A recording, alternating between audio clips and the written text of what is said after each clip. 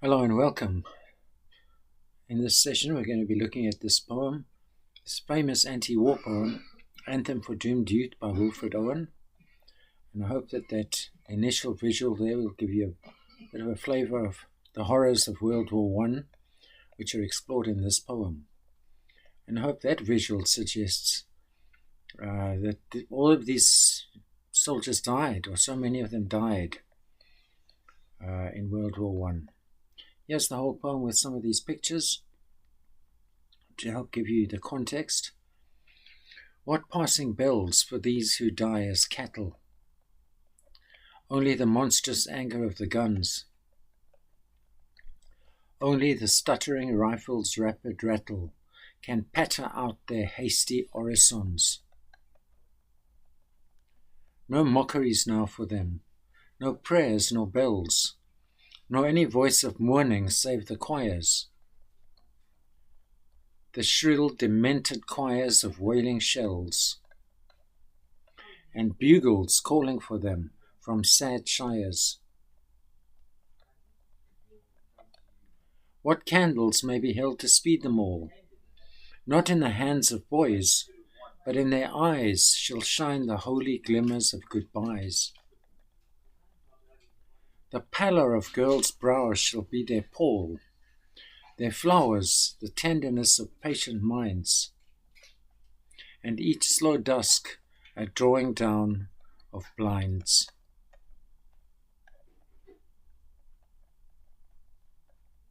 So written by Wilfred Owen in 1917, when he himself was in hospital with injuries sustained in the war. So he wasn't at home criticizing, he was a soldier himself. Apparently he earned a medal and threw it in the river and said, you have to earn a medal before you know it's worthless. He witnessed the brutality and horror of war. How many people died in World War One? The poem claims that war is a futile waste of human life. Futile, it was a waste of time. The poem subverts the usual use of the word anthem as a symbol of patriotism into an anti-war message. It mourns the loss of young life in war and describes the horror of combat. It argues that religious rituals such as bells, prayers, and choirs are not really enough to pay tribute to those who die in the horrible reality of war. So it criticizes such rituals used to pay tribute to soldiers who've died in war. He feels that the poem claims that such rituals are almost meaningless in the face of the horrors of war, and so many soldiers are not going to be given any rituals anyway because so many died. We can just picture the chaotic deaths of these young, frightened soldiers and the pain of the people they left behind. So perhaps a more suitable tribute to these dead boys is the memories and the love of those who are left behind. Here's the whole poem again without the pictures. What passing bells for these who die as cattle? Only the monstrous anger of the guns. Only the stuttering rifle's rapid rattle can patter out their hasty orisons. No mockeries now for them, no prayers nor bells, nor any voice of mourning save the choirs, the shrill, demented choirs of wailing shells, and bugles calling for them from sad shires. What candles may be held to speed them all? Not in the hands of boys, but in their eyes shall shine the holy glimmers of goodbyes. The pallor of girls' brows shall be their pall, their flowers the tenderness of patient minds, and each slow dusk a drawing down of blinds.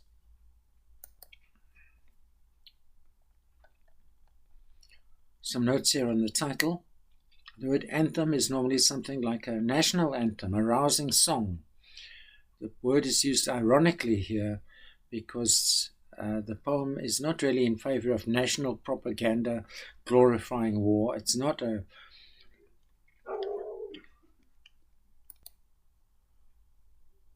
jolly rah rah rah celebrating the country kind of poem. So an anthem's normally upbeat and celebratory. This poem is bitter and sad and turns patriotism into an anti-war message. The word doomed in the title suggests that these men are doomed to die, they're fated to die. And the word youth reminds us how young and innocent they were. Their futile deaths are wasteful. The whole thing is written in sonnet form. And sonnet forms are often used for lofty love poems, and here it seems ironic, as here this sonnet is sad and mourning the deaths of young soldiers. The octave is the first 8 lines. We've seen the harsh environment of trench warfare, violent imagery, especially sound. We're given a feeling of those harsh sounds around the men as they fought and died. We also see some of those religious rituals. We are asked what bells do they get, what prayers do they get, and these are presented as mockeries that fail to do justice to the fallen soldiers. They're in fact not getting any prayers. Instead of prayers, they're getting gunfire. Instead of choirs, they're getting bombs. So these rituals seem disconnected from the horrible realities of war.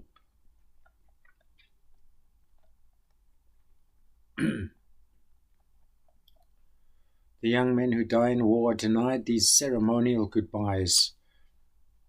They're not going to be given these rituals. So let's look at some of the lines in more detail.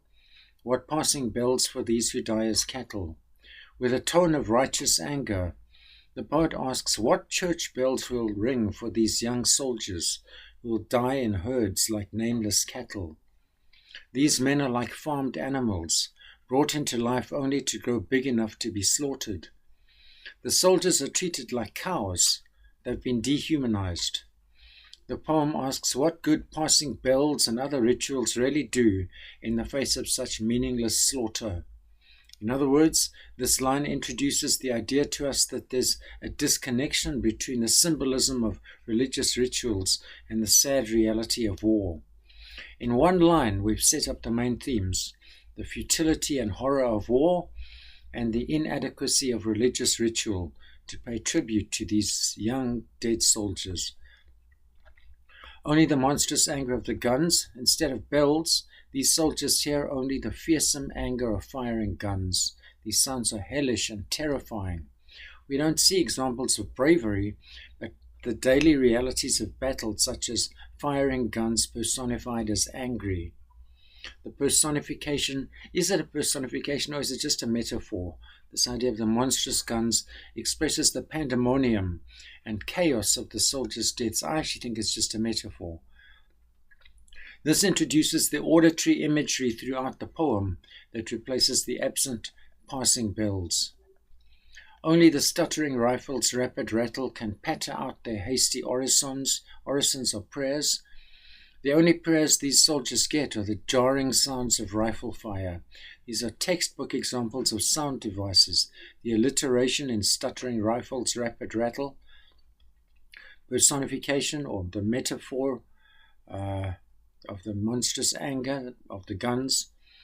Onomatopoeia, words like stuttering and patter, give us a sound of the rifles and add to the sense of chaos of the war. The word hasty suggests that any prayers uttered by these soldiers are rushed and brief because of the urgency and danger of trench warfare. The enjambement, or enjambment if you prefer, that's the run on line. Stuttering rifles' rapid rattle can patter out. There's no pause there. That enjambement continues the sense of noise and energy into the next line. No mockeries now for them. No prayers, nor bells, nor any voice of mourning save the choirs, the shrill, demented choirs of wailing shells. The mockeries are the prayers and bells. These boys are not given traditional funerals, which would in any case make a mockery of their tragic deaths. The word save here means except, nor any voice of mourning except the choirs. So you think, at least they get choirs, but it's not singing choirs, it's gas bombs falling. No choirs to sing mourning songs except for the high-pitched, shrill, and mad, that's demented noises of falling bombs. Onomatopoeia in the word wailing suggests that these sounds are hysterical and crazy. The diction in the octave, monstrous anger, stuttering, shrill, demented, suggests that the war is something that is alive, a monster that eats everything up. The last line of the octave, or the octet if you prefer, and bugles calling for them from sad shires. Shires, areas of Britain, but this tribute goes unanswered, and these men will never come home. The volta in a sonnet is the change of thought, mood, or argument. Often it's just one word, the volta. Here, this is the volta because this is the change in mood. From all that noise we had earlier, suddenly we have a quieter sound. Bugles playing. Also, the poem's setting shifts from the area where the fighting actually takes place to the country or shires from where the soldiers originally came.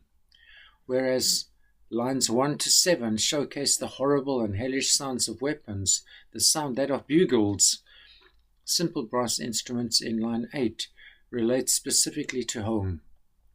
The sestet, the last 6 lines, here we have more fitting forms of tribute. It's quieter, softer imagery, the differences between war and so-called normal life, which is not normal anymore because there's this sadness. So now we speak about the people who've been affected by the war, the civilians who mourn their lost brothers and fathers, the ones who wait for them to come home and wind up disappointed when they do not. The tragic loss of life that Owen witnessed in the war is made more heartbreaking in the second stanza, which, compared to the first, seems unnaturally still. He speaks about the futility of mourning the dead who have been lost so carelessly, and by making the mourners young, he draws attention to the youthfulness of the soldiers themselves. The rhythm is more even in the second stanza. The octet was frenetic and disjointed. This is more reflective and solemn. It's set in the dusk or twilight, signifying the ending of the day and the soldiers' lives. What candles may be held to speed them all? Not in the hands of boys, but in their eyes shall shine the holy glimmers of goodbyes. Instead of young boys holding remembrance candles at the funeral, the soldiers' eyes will show life fading away as they die. Could it also refer to the fading of the light in the eyes of those who are waiting for them? The pallor of girls' brows shall be their pall. A pall is a coffin covering. Instead of a national flag draped over the coffins, the soldiers will be remembered by the pale faces of mothers and girlfriends. The word pallor suggests a sickly, death-like paleness. Instead of flowers, they'll get the tenderness of patient minds, calmness, understanding, and peace in the world following the war. Or is it just the patience of those who are at home waiting for them tenderly? And each slow dusk a drawing down of blinds. The end of every day will also be a kind of ritual, as those who live on draw down their blinds every evening. This is also possibly an image of the darkness of death. The final poignant rhyming couplet, poignant, it's sad, so sad it's almost painful, slows the pace of the poem by ending with an evening image of slow dusk and a drawing down of blinds, symbolizing the deaths of the men in the trenches. In short, this poem asks us not to romanticize war. It's a beautiful poem, but its power comes from the way in which it brings the horrors of war to life. War is exposed as futile and tragic. Let's try these short questions. What is the main theme of Anthem for Doomed Youth? Love and romance, nature and beauty, hope? I think it's obvious that the correct answer is war and its brutality. To what is the speaker comparing the sound of the bells, the sound of the guns? Wedding bells, church bells, funeral bells, school bells. I think it's obvious that it's funeral bells. What poetic device is used in the line, only the monstrous anger of the guns? In the past I've said personification, but I think now I'm just going to go with metaphor because it's comparing the guns to monsters, not to people. Of course, anger is maybe a human quality, so maybe that's why we sometimes want to say personification. What's the purpose of the question in the line, what passing bells for these who die as cattle? Express confusion, emphasize the horror of war, invoke a sense of patriotism? Definitely not. To question the morality of the war? Possibly. But I think we should go for emphasizing the horrors of war. Which of the following phrases from the poem uses a metaphor to depict the soldiers' deaths? Is it the wailing shells? Is it the choirs? Is it the bugles? Is it the no mockeries now for them? Well, those are bugles. I guess this is a metaphor because it's the choirs, they're not really choirs. They're gas bombs. That answer is probably debatable. Or is it this one? The shrill, demented choirs of wailing shells. I think this one's debatable. Which of the following best describes the mood of the poem? Definitely not serene or calm.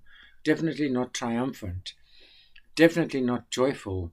So it's got to be melancholic or sad. What does the speaker mean by the phrase, the pallor of girls' brows shall be their pall? Are the girls mourning? Are they going to forget the soldiers? Are they honoring the soldiers? Or they couldn't care less? Obviously they're mourning them. That's why their brows are pale. Sickly pale. What does the speaker suggest about the soldiers' deaths in the line, the shrill, demented choirs of wailing shells? Definitely not peaceful and dignified. Deaths are celebrated by the enemy, unnoticed. No, they are chaotic and horrifying. Which literary device in the bugles calling for them from sad shires? Callings is maybe a human quality, so it's probably personification, not metaphorical, not simile. Alliteration, sad shires, not really. Should we go for personification? The bugles are calling. Significance of the title. Is the poem a celebration of young soldiers, highlighting the tragedy? Youth are immune to horrors, symbolizes bravery. It's surely got to be, highlights the tragedy of young soldiers dying in war. The phrase, candles may be held to speed them all. Funerals are being held, yes. The soldiers' memories are being honored, yes. The soldiers' souls are being guided to heaven. I think that's the use of the word speed. And being remembered with candles, much the same as B. I'm going to go for C. The soldiers' souls are being guided to heaven. That's why in such rituals, those candles are lit. How does he use sound devices in the poem to convey the theme of war? Difficult words here. We've got cacophonous, meaning noisy. Dissonant, meaning not harmonic. So the theme of war. Cacophonous sounds used to depict chaos and horror. Sounds logical. Soothing sounds to create a sense of peace. No.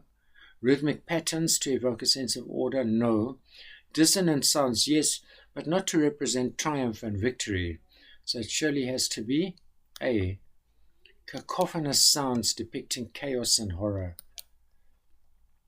So finally, here's some longer type questions that you can try in your own time. 1. Comment on the irony in the poem's title. Why is the sonnet structure an ironic choice for this poem?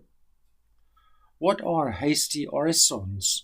Who's pattering out hasty orisons and why? And maybe I should have said, why are they hasty? Number 4, look at lines 2 to 4, which I'll go back that we can have a look at.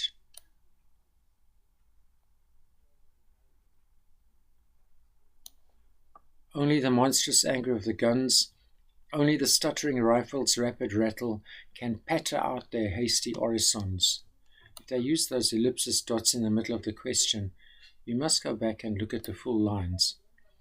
Discuss the appropriateness of the imagery in those lines. Only the monstrous anger of the guns, only the stuttering rifles' rapid rattle can patter out their hasty orisons. So one of the main images there is the monstrous anger of the guns. 5. How does the tone change in the sestet? You might use the word volta in your answer.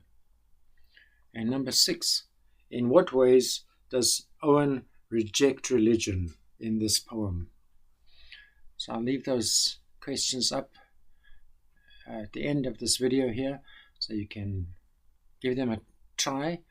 I hope this has been useful to you, and may we never see such a horrifying world war again.